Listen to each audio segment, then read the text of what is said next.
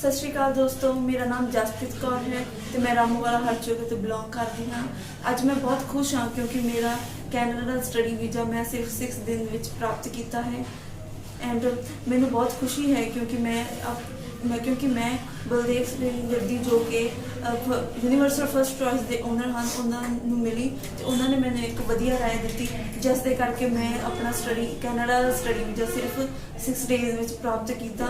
सो मैं अपने रिश्तेदार ते अपने दोस्तों को रिकमेंड करती हाँ कि वो एक बार सर नूं आके जरूर मिलन क्योंकि अज के जमाने में बहुत सारे एजेंट जो कि लोगों को बेवकूफ़ बना रहे हैं तो उन्होंने फाइलों मिसयूज़ कर रहे हैं। सो मैं उन्होंने यही राय दी हाँ कि वो एक बार सर नूं आके जरूर मिल।